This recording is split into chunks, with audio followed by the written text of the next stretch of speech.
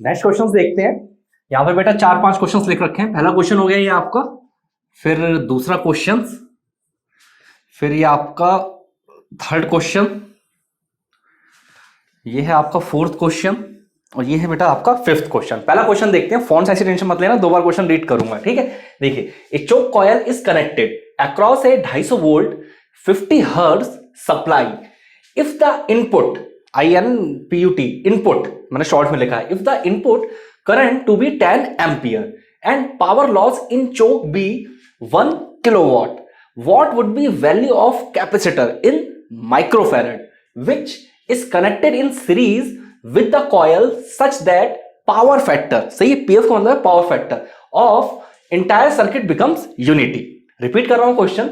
A choke coil is connected across a 250 volt 50 hertz supply if the input current be 10 ampere and power loss in choke be 1 kilowatt, what would be value of capacitor in microfarad which is connected in series with the coil such that power factor of entire circuit becomes unity। ठीक है, तो देखिए सवाल में सबसे important part आपका ये होता है कि लैंग्वेज सवाल की आपको बहुत ध्यान से देखनी होती है। यहाँ पे किसकी बात हो रही है? यहाँ पे बेटा आपकी चोक कॉइल की बात हो रही है। अच्छा, मेरे पास इतनी जगह नहीं थी, इसकी वजह से मैंने ऑप्शंस नहीं लिखे, तो ऑब्जेक्टिव क्वेश्चन ही है ये।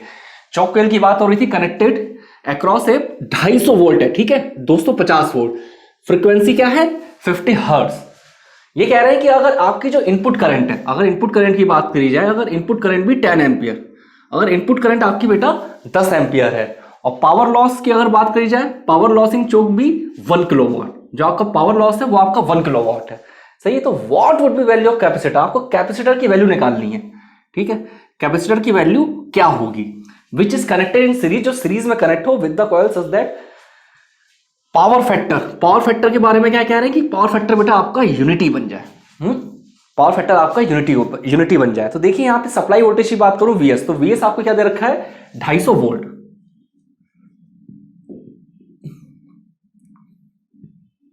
सही। VS यानी ये आपको दे रखा है 250 वोल्ट। फ्रीक्वेंसी की बात की जाए, फ्रीक्वेंसी क्या दे रखी है 50 हर्ट्ज। करंट की बात की जाए, करंट क्या है आपकी 10 एम्पियर, जो करंट है बेटा आपकी वो है 10 एम्पियर। उसी तरीके से अगर पावर लॉस की बात करूं तो पावर लॉस आपको क्या दे रखा है? पावर लॉस आपको दे रखा है 1 किलोवाट।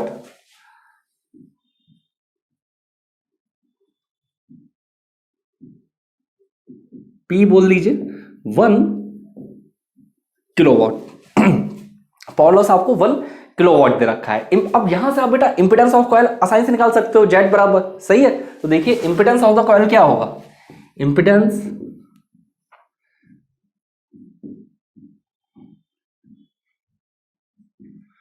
ऑफ कॉइल, अगर मैं इंपेडेंस ऑफ कॉइल को हम किससे रिप्रेजेंट कर दें? Z से, सही है। तो Z बराबर आपको सिंपल क्या हो जाएगा? Z बराबर हो जाएगा वोल्टेज अपॉन करंट, सही है। वोल्टेज कितना है 250 वोल्ट, ठीक है। करंट कितनी है आपकी 10 एम्पियर, यानी ये जाएगा 250 अपॉन 10, 250 अपॉन 10, यानी ये कितना हो गया आपको 25 ओम, सही। ये आपका 25 ओम हो जाएगा, ठीक है। ऐसे अगर मैं पावर की बात करूं, पावर आपको 1 किलोवाट दे रखी है, सही है। पावर पावर क्या होता है I²R, तो यहां से आपको रेजिस्टेंस की वैल्यू पता चल जाएगी, सही है। तो देखिए क्योंकि P = I²R, ठीक है। इसका मतलब क्या होगा?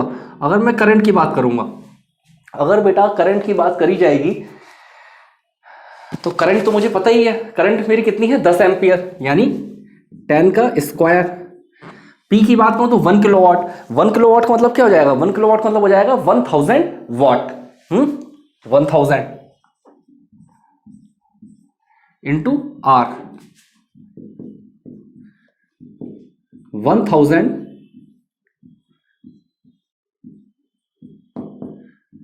10 ओम, यानी मेरी रेजिस्टेंस वैल्यू क्या निकल के आई? रेजिस्टेंस वैल्यू निकल के आ गई बेटा 10 ओम। ऐसे अगर मैं पावर फैक्टर की बात करता हूं, पावर फैक्टर यहां कह रहे हैं इंटायर सर्किट बिकम यूनिटी, सही है, ये कंडीशन दे रखी है। लेकिन यहां पे पावर फैक्टर आपको क्या निकल के आएगा इस समय प्रेजेंट कंडीशन में? पावर फैक्टर क्या होता है? सिंपल R/Z, पावर ट्राइंगल मैंने आपको पढ़ा रखा है। तो पावर फैक्टर आपका सिंपल होगा R/Z। तो अगर रेजिस्टेंस की बात करूं, रेजिस्टेंस कितना है आपका 10 ओम, सही, 10 अपॉन 25। यानी अगर इसे बेटा आप डिवाइड करोगे तो डिवाइड होकर आपका क्या आएगा, ये आएगा 0.4 लैगिंग। लैगिंग समझ रहे हैं, लैगिंग मैंने क्यों लिख दिया है भाई, देखो चोक कॉइल की बात हो रही है। चोक कॉइल का मतलब क्या है, एक तरीके से इंडक्टर की बात हो रही है। इंडक्टर आपका क्या होता है, एक तरीके से इंडक्टर की अगर बात करी जाएगी तो इंडक्टर आपका क्या होता है, इंडक्टर आपका लैगिंग नेचर का होता है। मैंने आपको बताया है वोल्टेज और करंट जब सेम फेज में होते हैं तो यूनिटी, ठीक है। जब इस केस में जब आपका वोल्टेज और करंट का करंट आपकी लीड कर रही है, सही है, तो ऐसा आपके केस बनते हैं, लैगिंग और लीडिंग वाले केस बनते हैं, ठीक है। चलिए है, इंडक्टर आपका लैगिंग होता है, कैपेसिटर आपका लीडिंग होता है, कैपेसिटर, ठीक है। तो यहाँ देखिए, यहाँ अगर मैं एक्सल की बात करूँ, मैं अपना एक्सल भी इजीली निकाल सकता हूँ। एक्सल क्या होता है, एक्सल यहाँ पे देखिए आपका जेड होता है, क्या होता है, जेड स्क्वायर बराबर R square plus XL square, यानी एक्सल स्क्वायर बराबर जेड स्क्वायर माइनस का आर स्क्वायर, यानी एक्सल बराबर under root Z square minus का आर स्क्वायर। तो यहां से मैं इंडक्टिव रिएक्टेंस वैल्यू निकाल सकता हूं, जेड स्क्वायर माइनस का आर स्क्वायर। यहां मुझे इंपेडेंस वैल्यू दे रखी है, इंपेडेंस वैल्यू की बात करूं तो इंपेडेंस क्या है 25 का square minus R square. R square की बात करूं तो आर क्या दे रखा है 10 का स्क्वायर, सही। तो बेटा 25 का स्क्वायर आपका क्या होता है, 25 का स्क्वायर 10 250 625 आएगा, इसका आपका क्या आएगा 100 जाएगा, यानी ये आपका क्या जाएगा 525। इससे बेटा अंडर रूट लेना पड़ेगा एक बार, मुझे लगा था डायरेक्टली आपका सॉल्व हो जाएगा।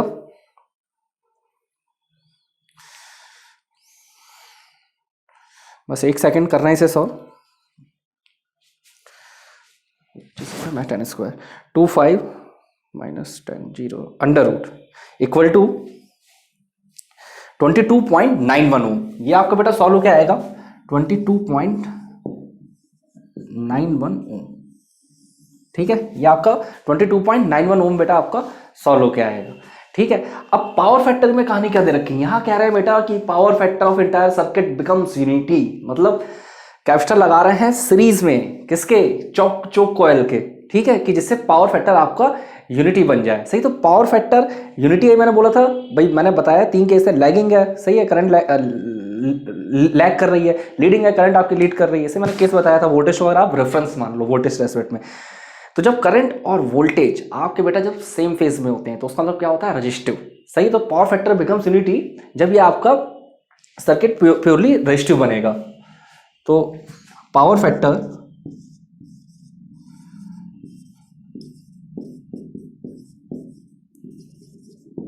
will become unity when circuit is pure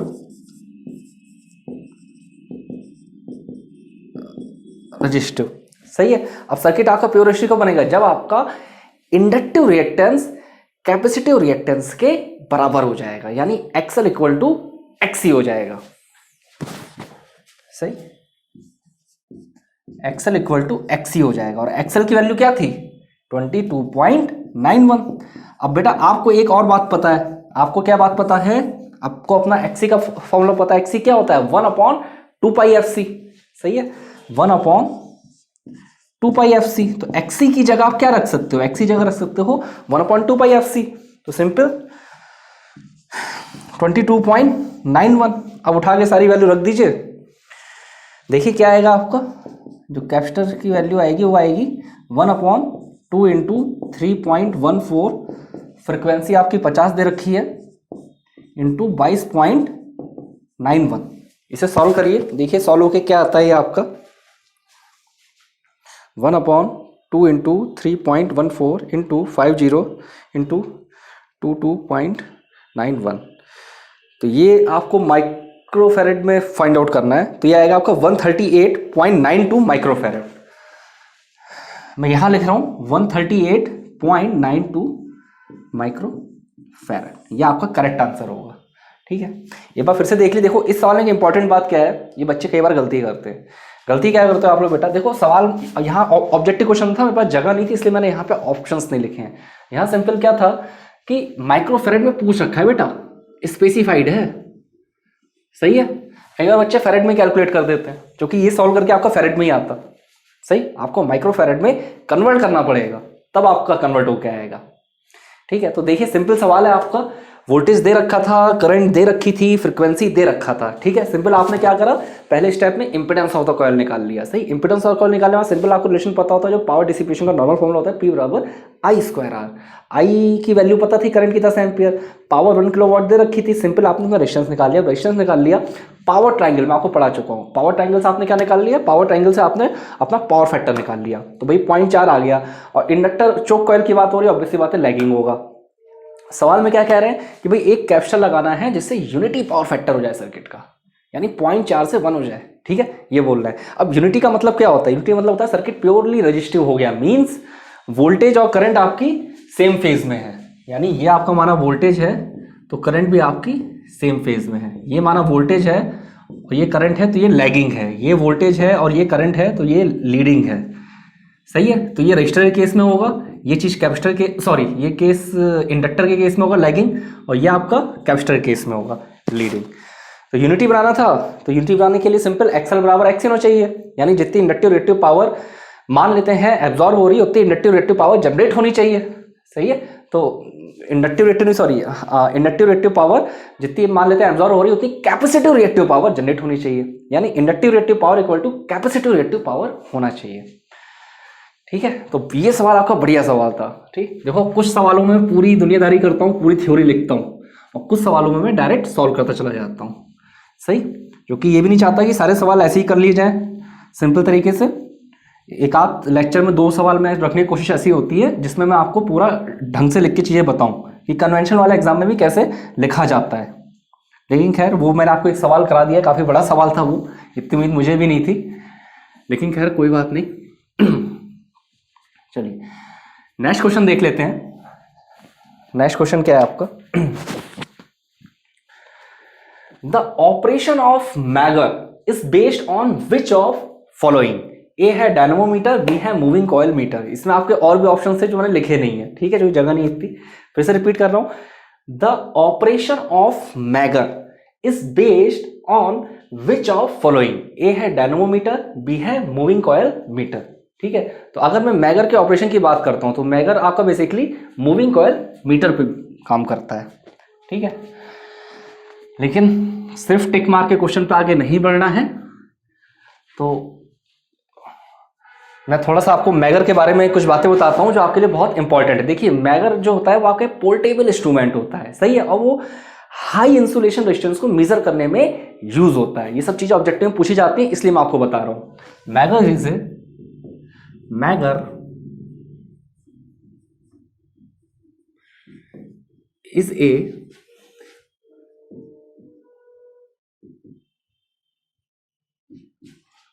portable instrument which is used to measure high insulation resistance।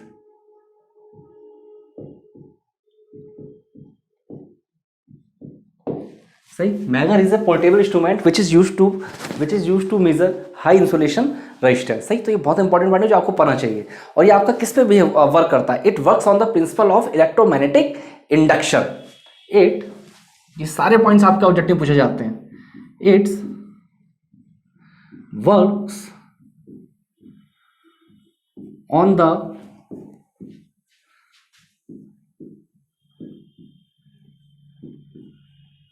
Principle of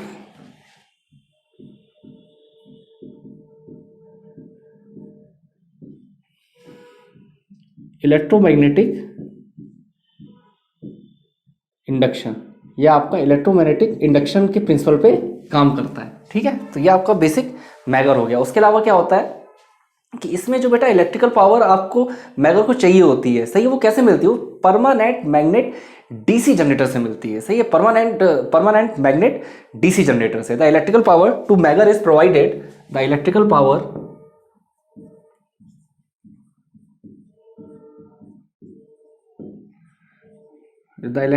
power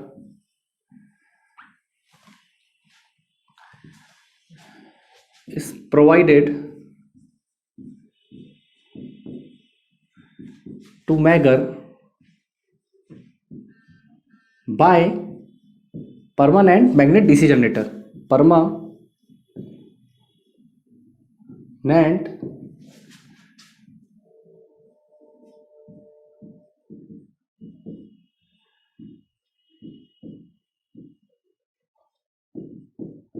ठीक है, तो ये ऑब्जेक्टिव टाइप क्वेश्चंस में आपको ये क्वेश्चंस भी पूछा जाता है। उसके अलावा इसमें जो बेसिकली आपके टेस्ट वोल्टेजेस होते हैं, सही है, तो टेस्ट वोल्टेज आपके किस ऑर्डर के होते हैं? बेसिकली आपके 500, 1000 और 2500 वोल्ट के होते हैं, सही है। The test voltages are usually the test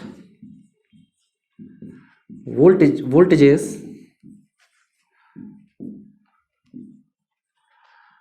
are usually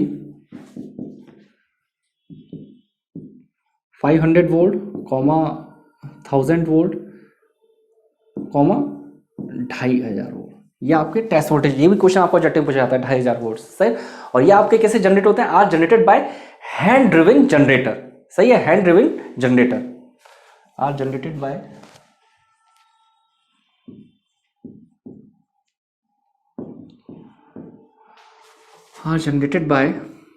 hand. और हैंड ड्रिविंग जनरेटर आपके क्या होते हैं? Basically permanent magnet DC generator ही होते हैं, hand driving generator.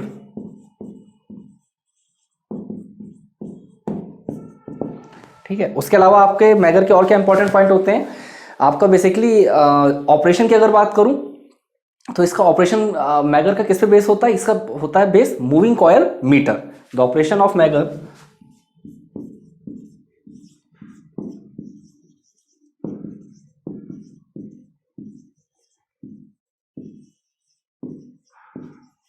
is based on, किस पे आपका ऑपरेशन आपका बेस्ड होता है? ये होता है मूविंग कॉयल मीटर पे, मूविंग कॉयल मीटर।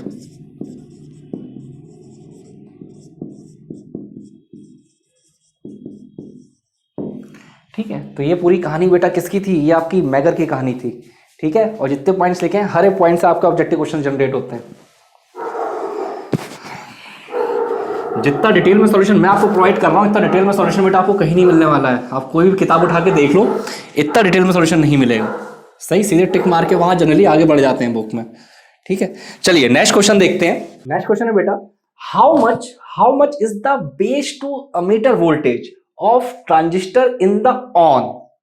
ए है बेटा अनडिफाइंड, बी है आपका 0.71। इसमें और भी आपके ऑप्शन है जो ने लिखे नहीं है, जैसे 0 वोल्ट भी था, 0.7 वोल्ट, सही है।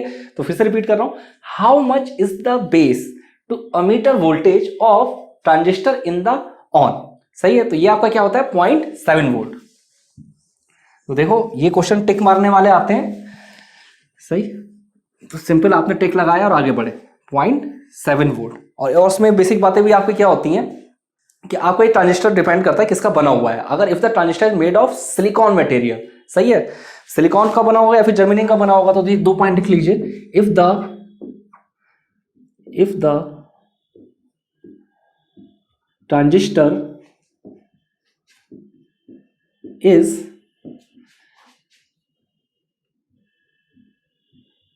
मेड ऑफ सिलिकॉन मटेरियल, तो यहां पे बेटा किस वोल्टेज की बात हो रही है? यहां पे जो आपकी बात हो रही है, यहां पे जो आपकी वोल्टेज की बात हो रही है, वो हो रही है बेस अमीटर वोल्टेज, यानी VBE, सही है। Then base emitter voltage, then base emitter voltage VBE is 0.7 volt, ठीक है। तो इंपॉर्टेंट पॉइंट है, मैं नोट्स में इसे प्रॉपर लिखिएगा। और सेम अगर मैं बोल दूं, if the transistor is made of, अब किसका बनाता हूं इसे? अब इसे बना देते हैं बेटा जर्मेनियम का, germanium material, then base emitter voltage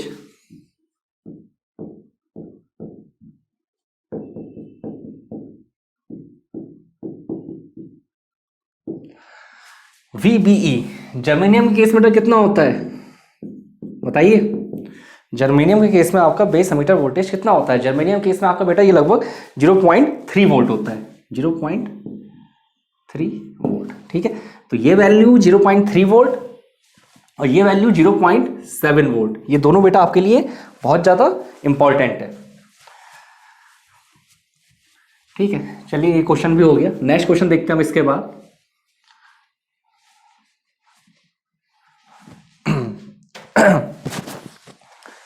next question क्या है आपका? The hall voltage of A semiconductor is positive. अगर भाई पॉजिटिव है, मटेरियल इज, ए है आपका मेटल, बी है आपका पी टाइप सेमीकंडक्टर, सी और डी ऑप्शन भी थे जैसे एन टाइप सेमीकंडक्टर, या फिर डी था आपका आइदर एन टाइप और पी टाइप। सही, मैंने दो ही लिखे, जगह नहीं थी। रिपीट कर रहा हूं question. The hall voltage of semi conductor is positive. अच्छा, एग्जाम में ऐसे पॉजिटिव लिख के नहीं आता है, बाकायदा स्पेलिंग लिखी होती है, POSITIVE। यहां जगह नहीं होती तो मैं शॉर्ट में लिख देता हूं। The hall voltage of semi conductor is positive, material is, metal होगा या बेटा पी टाइप सेमीकंडक्टर होगा या फिर एन टाइप सेमीकंडक्टर होगा। सही है, तो ये आपका होगा पी टाइप सेमीकंडक्टर। ठीक है, तो जैसे मैंने आपसे प्रॉमिस करा है कि वाले क्वेश्चन भी कराऊंगा सीधे टिक मारने वाले। जो हॉल इफेक्ट है वो मैं आपको बहुत डिटेल में पढ़ा चुका हूँ प्रीवियस लेक्चर में। सही है, और हॉल वोल्टेज के बारे में कुछ और इंपॉर्टेंट बात है, मटेरियल और हॉल वोल्टेज का क्वेश्चन कुछ और भी आपके एग्जाम में आते हैं, वो भी नोट डाउन कर लीजिए। माना ये आपका मटेरियल है और ये आपका हॉल वोल्टेज की बात हो रही है। सही है, ये मटेरियल हो गया और ये आपका हॉल वोल्टेज हो गया। मटेरियल आपका क्या क्या हो सकता है? या तो आपका मेटल हो जाएगा, एन टाइप हो जाएगा, या फिर पी टाइप हो जाएगा। सही है, तो metal, N type, P type. सही है, तो अगर मैं मेटल की बात करता हूं तो मेटल के केस में आपको हॉल वोल्टेज क्या होगा? Negative.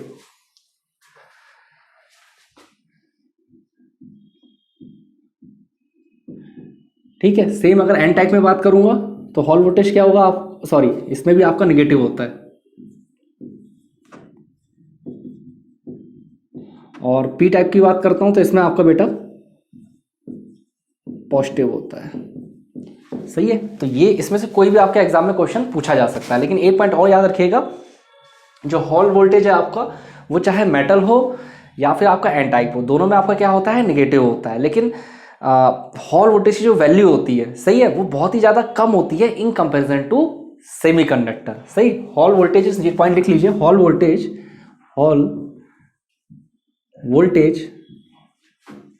Is negative in both cases. सही, हॉल वोल्टेज की जो वैल्यू होती है in both cases, but value is lesser in comparison to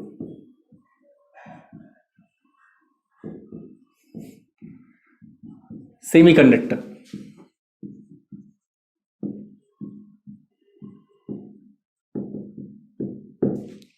ठीक है, तो ये सारे पॉइंट आपके एग्जाम पॉइंट ऑफ व्यू से बहुत ज्यादा इंपॉर्टेंट है। ठीक है, चलिए नेक्स्ट क्वेश्चन देख ले रहे हैं। इसके बाद नेक्स्ट क्या है?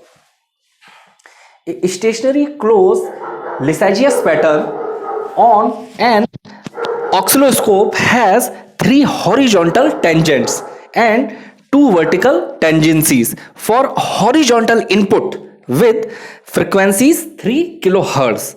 The frequency of vertical input is A है 1.5 kilohertz, B है 2 kilohertz, C है 3 kilohertz, D है 4.5 kilohertz.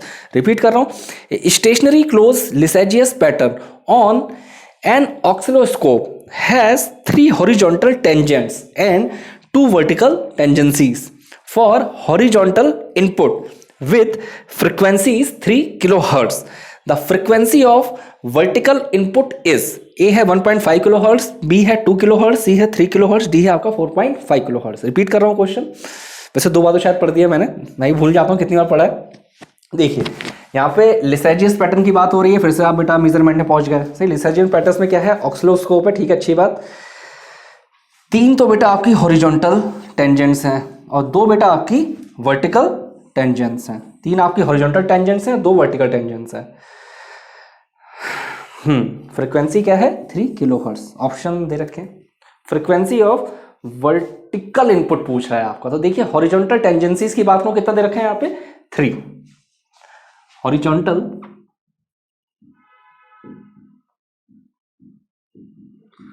अगर मैं हॉरिजॉन्टल टेंजेंसीज की बात करता हूं तो वो आपको क्या दे रखा है 3, और हॉरिजॉन्टल टेंजेंसीज को जनरली मैं किससे रिप्रेजेंट कर देता हूं NH से, सही है, यहां लिख दे रहा हूं NH। सेम ऐसे ही वर्टिकल टेंजेंसीज की बात करूं तो वर्टिकल टेंजेंसीज बेटा दे रखा है आपको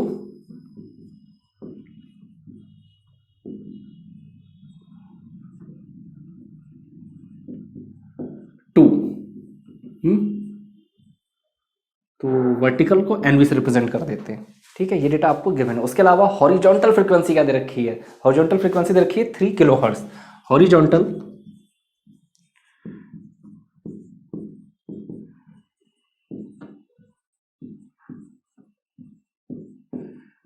फ्रीक्वेंसी की बात करें तो हॉरिजॉन्टल फ्रीक्वेंसी की बात करें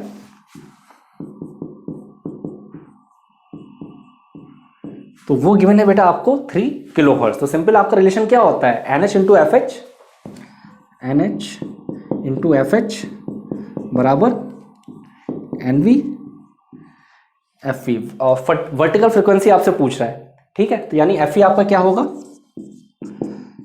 NH into FH upon NV, सही है। NH की बात करूं तो हॉरिजॉन्टल आपको क्या है 3, सही है।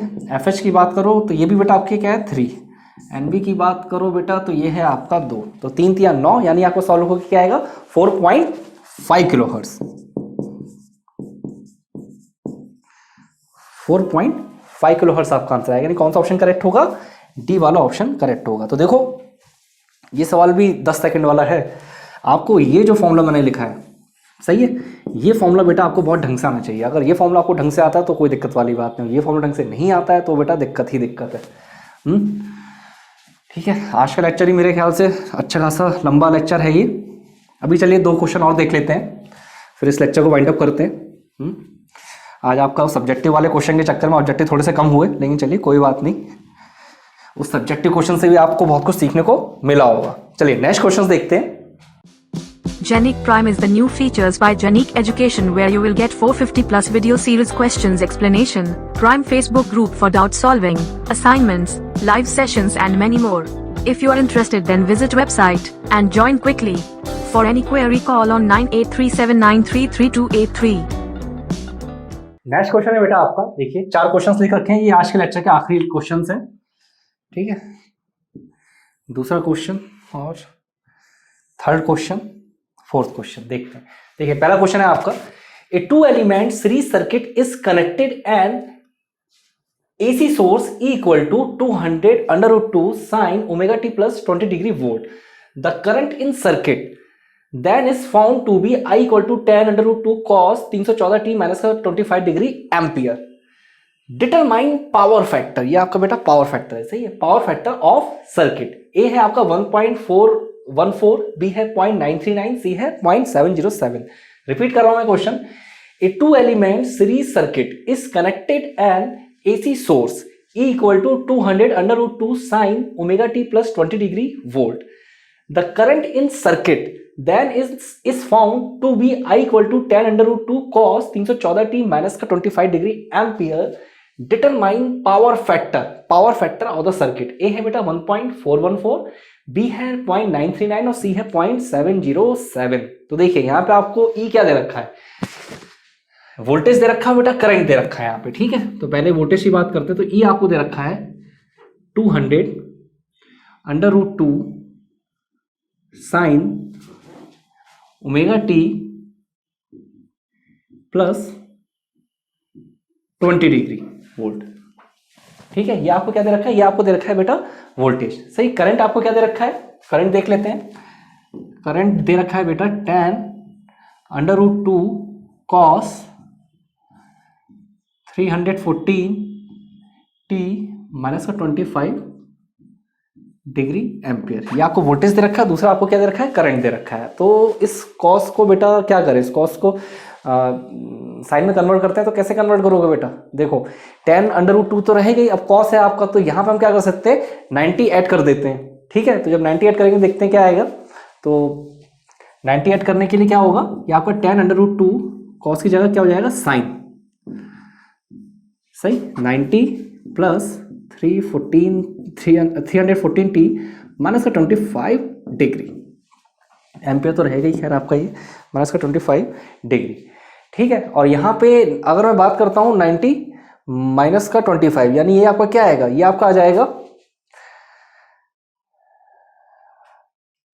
65, सही है 80 70 65। तो इसे मैं क्या लिख सकता हूँ, इसे मैं लिख सकता हूँ tan√2 cos 314t, tan√2 cos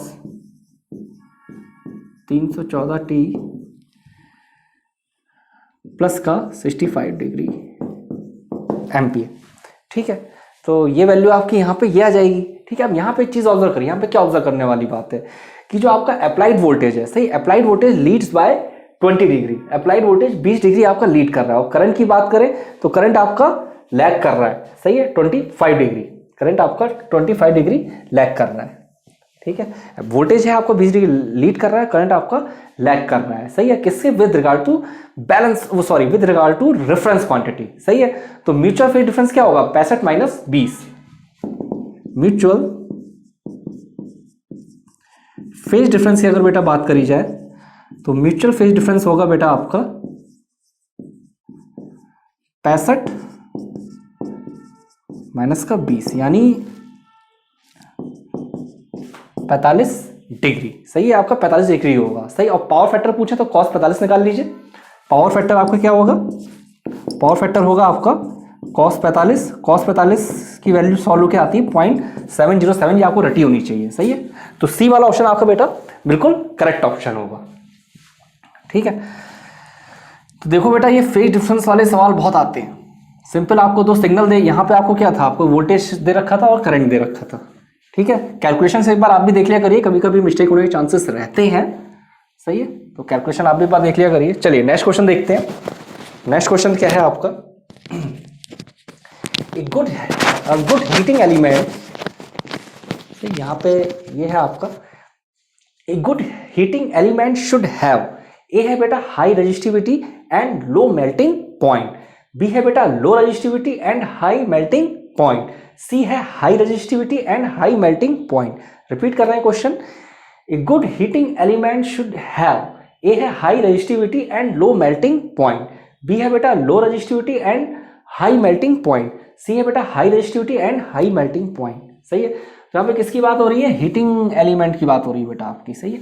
तो अगर बेटा हीटिंग एलिमेंट की बात करते हैं तो उसकी प्रॉपर्टी क्या होती है, हाई रेजिस्टिविटी और हाई मेल्टिंग पॉइंट, यानी सी वाला ऑप्शन करेक्ट है, डी वाला ऑप्शन भी था, लिखा नहीं था, जगह नहीं थी मेरे पास, सही है।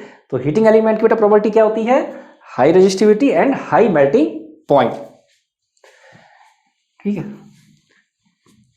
चलिए, और वैसे इससे आपके बहुत सारे ऑब्जेक्टिव क्वेश्चन बनते भी हैं, सही है, कि जो हीटिंग एलिमेंट होता है उसकी क्या क्या प्रॉपर्टी होती है, वो मैं लिख दे रहा हूं आपकी कुछ प्रॉपर्टी। जैसे हीटिंग एलिमेंट है आपका, हीटिंग एलिमेंट की बात हो रही है, क्योंकि इसमें तो चलो ये दो ही पैरामीटर थे आपके। देखिए पहला आपका क्या होता है हीटिंग एलिमेंट के लिए, कि इसके जो स्पेसिफिक रेजिस्टेंस की वैल्यू होती है वो आपकी ज्यादा से ज्यादा होनी चाहिए, सही, यानी high specific resistance, high specific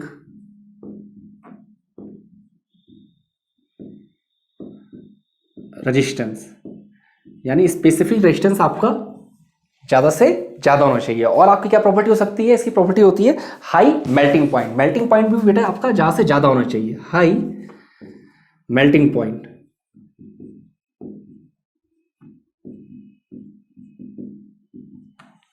सही है। और आपकी क्या प्रॉपर्टी होती है हीटिंग एलिमेंट की अगर बात करी जाए तो होती है आपकी low temperature coefficient of resistance, low temperature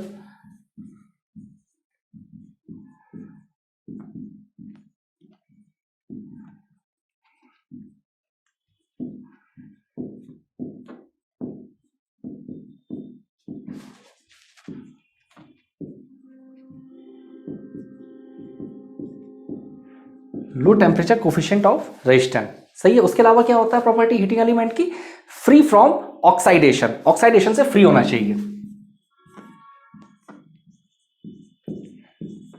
free from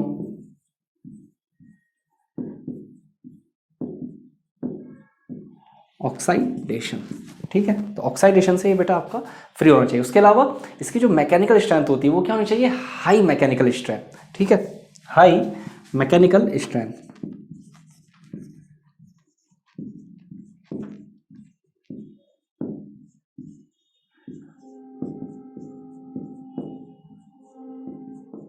high mechanical strength होनी चाहिए। उसके अलावा इसमें क्या होता है, नो कोरोसिव, कोरोसिव वाली प्रॉपर्टी नहीं होनी चाहिए। कोरोसिव मतलब जंग लगने वाली बात हो जाती है, सही है, नो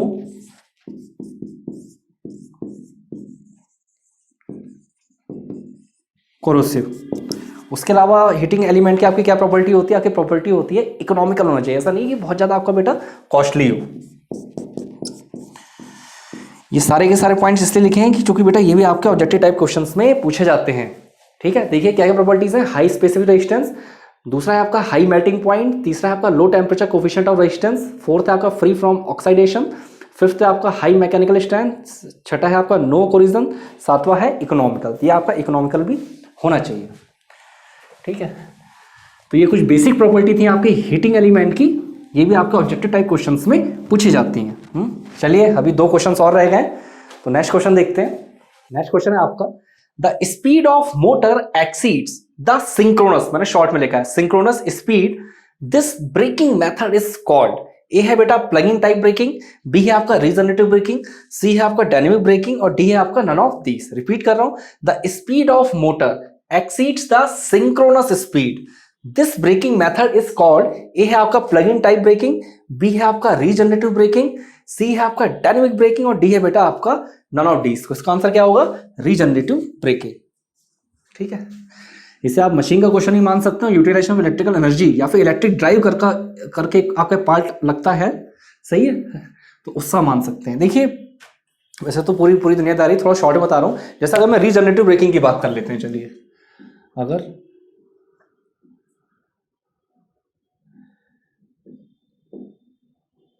रीजनरेटिव ब्रेकिंग की बात करते हैं,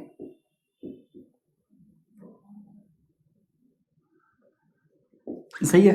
तो रीजनरेटिव ब्रेकिंग बेटा आपकी क्या होती है, देखिए आपको जो बैक ईएमएफ होता है, when back EMF is greater than the power supply, मतलब पावर सप्लाई जो आपको दे रहे हैं बैक ईएमएफ वैल्यू अगर उससे ज्यादा हो जाए, मैं लाइन लिख भी दे रहा हूं, when the back EMF is greater than the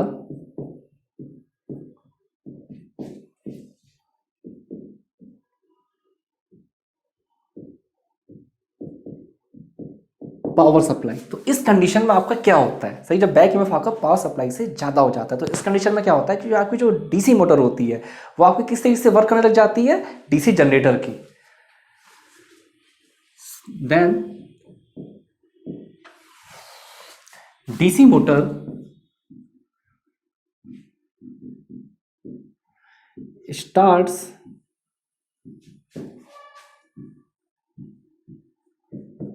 works as DC generator. तो आपकी जो डीसी मोटर है वो आपके एक तरीके से डीसी जनरेटर की तरह बिहेव करने लगती है, सही है। और इस फिनोमेना को कहते हैं, इसी फिनोमेना को कह देते हैं regenerative braking of DC motor. This phenomena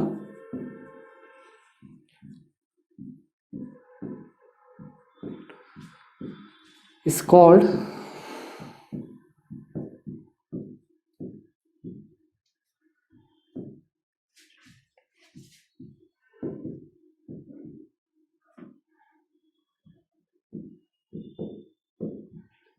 regenerating braking of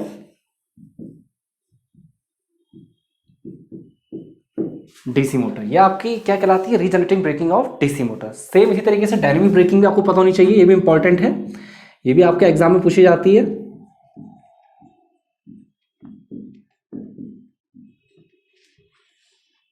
अगर बेटा मैं डायनेमिक ब्रेकिंग की बात करता हूं, तो डायनेमिक ब्रेकिंग आपकी क्या होती है कि जो डीसी मोटर होता है, ठीक है, उसका जो आर्मेचर होता है, सही, मैं अगर बोलूं तो आर्मेचर और DC motor is disconnected from the supply mains, the armature of the DC motor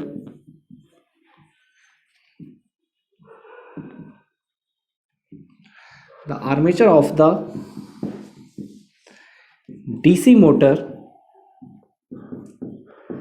is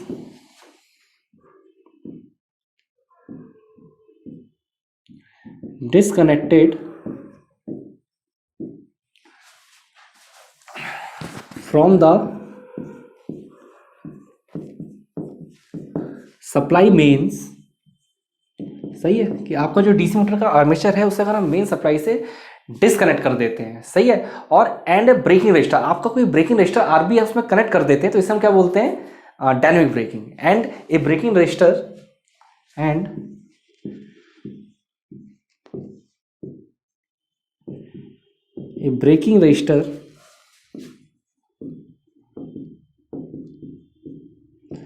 RB braking resistor RB is connected,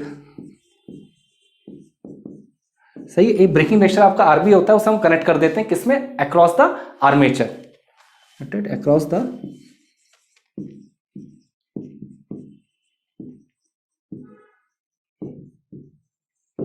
armature, सही है। तो ये आपकी क्या होती है, ये होती है बेटा आपकी डायनेमिक मोटर, सही। यहाँ पे क्या होता है कि जो आपकी मोटर होती है, the motor not works as a generator, यहाँ पे आपका क्या होता है, ब्रेकिंग टॉर्क आपको प्रोवाइड कराता है, क्योंकि जो ब्रेकिंग रजिस्टर होता है उसके अक्रॉस एनर्जी लॉस होती है I square RB, where RB is the braking resistor. The motor not works as a generator,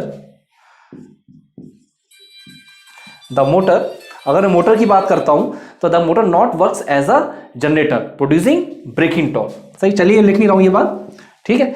तो ये जो डायनेमिक ब्रेकिंग हो गई और उसके अलावा आपकी ये दूसरी ब्रेकिंग हो गई रीजनरेटिंग ब्रेकिंग, ये तीनों के तीनों आपके दोनों के दोनों आपके बहुत ज्यादा इंपॉर्टेंट है, ठीक है। चलिए लास्ट क्वेश्चन अभी और है आज के लेक्चर का, वो भी देखते हैं।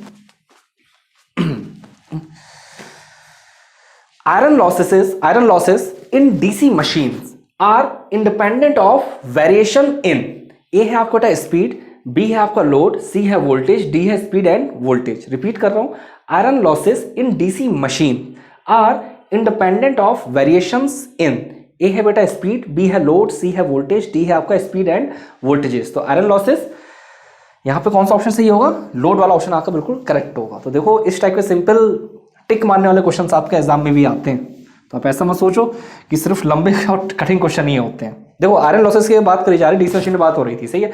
तो आयरन लॉसेस में आपके दोनों लॉसेस आते हैं, आयरन लॉसेस में आपके हिस्टेरेसिस लॉस भी आते हैं और एडी करंट लॉसेस भी आते हैं, ठीक है।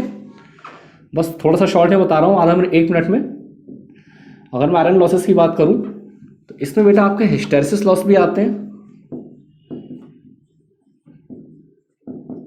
और एडी करंट लॉस भी आपके इंक्लूड होते हैं, एडी करंट लॉस, सही है। अब अगर मैं ये बात करूं कि ये जो लॉसेस होते हैं डिपेंडेंट किस पे होते हैं, डिपेंडेंट होते हैं वेरिएशन इन स्पीड। अगर आपके स्पीड में वेरिएशन आ रहा है तो उस पर ये डिपेंडेंट होते हैं और वोल्टेज पे भी डिपेंडेंट रहते हैं, लेकिन इंडिपेंडेंट रहते हैं वेरिएशन इन लोड। तो मैं ये लाइन लिख दे रहा हूं, ये भी ऑब्जेक्टिव पूछा जाता है, dependent on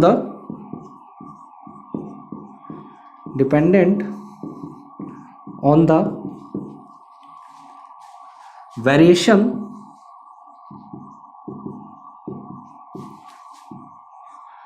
of speed and voltage, सही।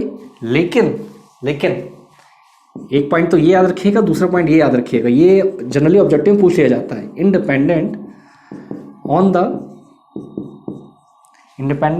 द वेरिएशन ऑफ लोड में कितना ही वेरिएशन हो बेटा, इन लॉसेस पे कोई इंपैक्ट नहीं आता है, ठीक है। और लेकिन कॉपर लॉस की बात करते हो, कॉपर लॉस बेटा आपके लोड के वेरिएशन पे डिपेंड करते हैं, सही। तो ये पॉइंट भी नोट कर लीजिए, copper loss depends on the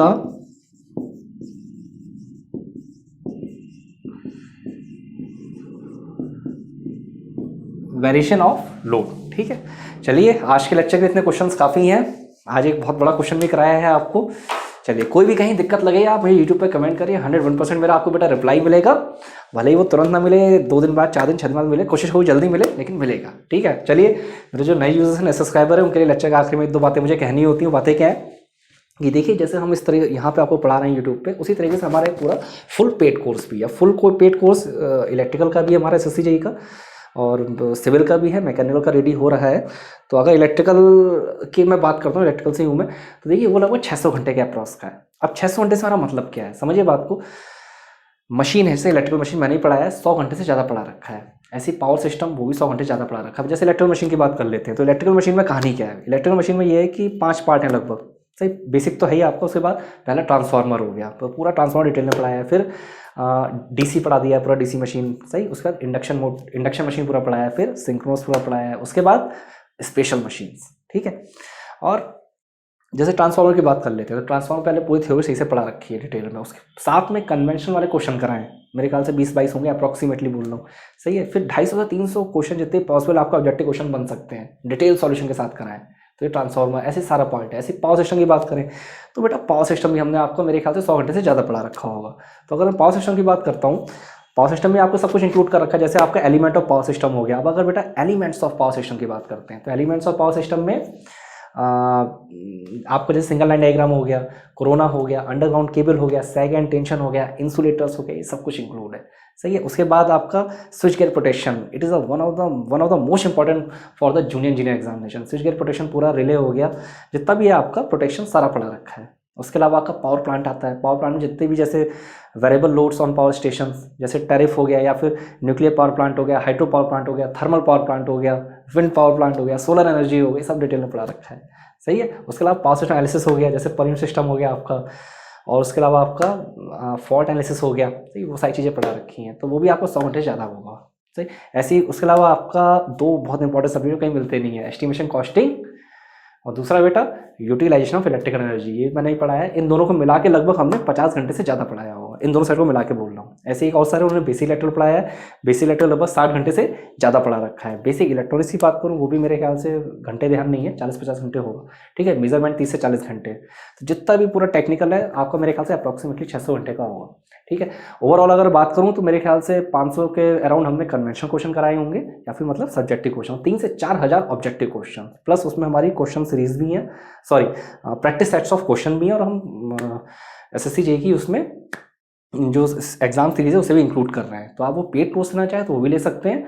आप सीधे जेनिक JEE स्टडी या फिर जेनिक एजुकेशन की वेबसाइट पे जाइए, और वहाँ पे आप सीधे कस्टमर केयर एग्जीक्यूटिव से बात भी कर सकते हैं, और मेरे ख्याल से डायरेक्ट परचेज भी कर सकते हैं, और 50% डिस्काउंट चल ही रहा होगा जहाँ तक इस समय आज की डेट में। दूसरी बात, 4 हमारे ऑफलाइन ऑफिस हैं। एक हमारा छत्तीसगढ़ कोरबा में है, उसके अलावा छत्तीसगढ़ भिलाई में है, उसके अलावा हमारा बिहार में पटना में ऑफिस है, चौथा ऑफिस हमारा प्रयागराज उत्तर प्रदेश में, ठीक है। तो वहाँ से भी आप जाके बाय कर सकते हैं, ठीक है।